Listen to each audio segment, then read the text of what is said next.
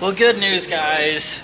I made it to Florida with no problem. I did have to stop at a Walmart overnight, but here I am out in Lake City, Florida, Thursday, October the 25th, 2018. What is it, 10:15? It's about 10:15. I'm at a Steak and Shake. Nice, yeah, 10:26. I'm out at a Steak and Shake, one of these.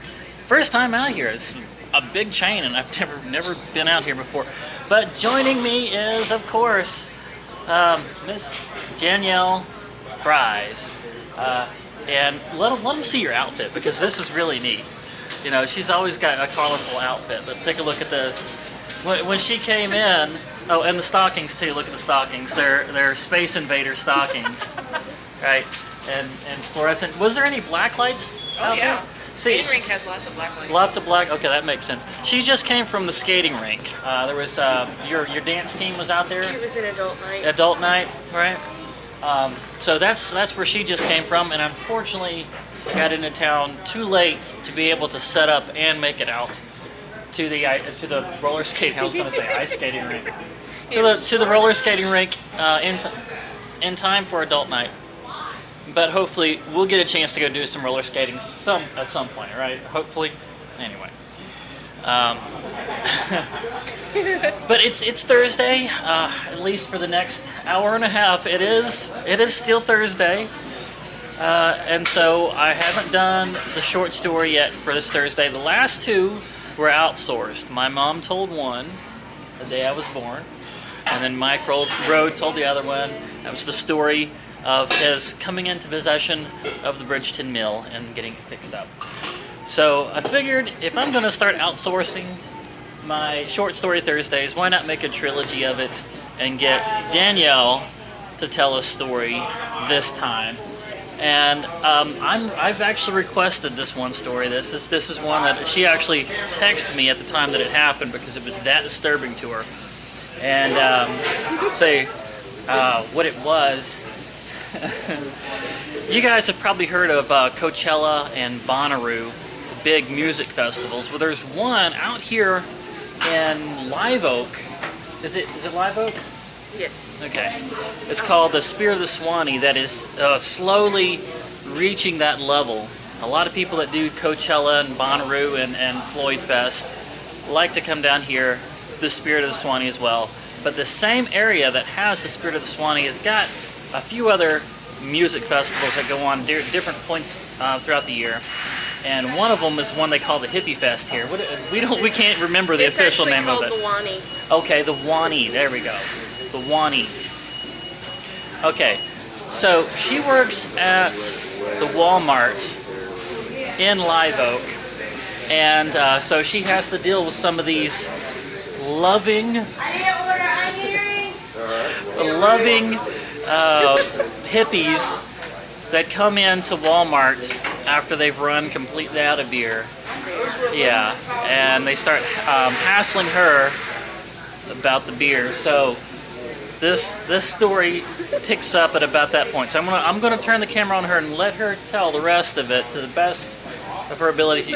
She said she can't remember every single detail, but I think you'll find this amusing. Okay, so tell us what happened. Okay, so I was over in the grocery aisles, and I was pulling everything forward so customers don't have to reach all the way in the back to get it. And I was pulling the nuts forward. Nuts, right? That's funny. And I had one guy come right here. He's about this far away from me. And he's like, "Ma'am, do you have any of this kind of beer?" I forget what kind of beer he wanted. Okay. But he wanted to know if you have any this kind of beer. It was his favorite beer. Apparently he couldn't live without his beer. And I told him, "No, sir, that's not one we usually carry, but I'll go look for you." So I ran to the back and I looked, because that's a vendor thing anyway. And I came back out and we were talking about beers, and I was trying to give him alternative beers to, you know, maybe work instead of his beer. And his friend came up behind me, and all of a sudden I hear, "Why don't you carry my beer?" He scared the ever-living crap out of me. And I had no idea what to do, and I just looked at his friend, and his friend was like laughing. Just laughing at you. Standing there like,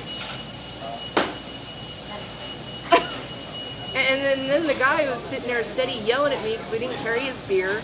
and he was kind of mad because we all know it's totally your fault, because you're the one that makes the order forms, right? And you decide exactly, as an employee out there stocking, you're the one that decides exactly which beer is stocked on the shelves there in your store. And when it's stocked. And when it comes in and when it's stocked. That is completely under your control. Yeah, all right, so totally. continue. So I told the guy, the one behind me, who came beside me and was laughing too, I was like, dude, I'll go look at the back again. And so I ended up just going in the back and just walking around to the break room, because I was about to bust out into a panic attack at that moment, because I was like, I'm not going back out there. And I asked another associate to go handle the customers. So they even started talking about, like, because you have a uniform that you have to wear, right?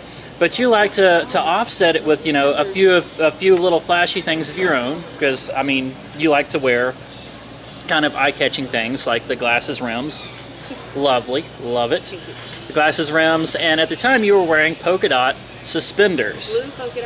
Blue polka dot suspenders. And with nothing else to harass you about, they started making fun of your suspenders too. Yes, and not only that, but the dude that was standing in front of me the whole time, he like actually yanked it. He actually pulled the suspenders and snapped them back? He did, it hurts. You guys don't realize how much that hurts. It's like, keep them loose.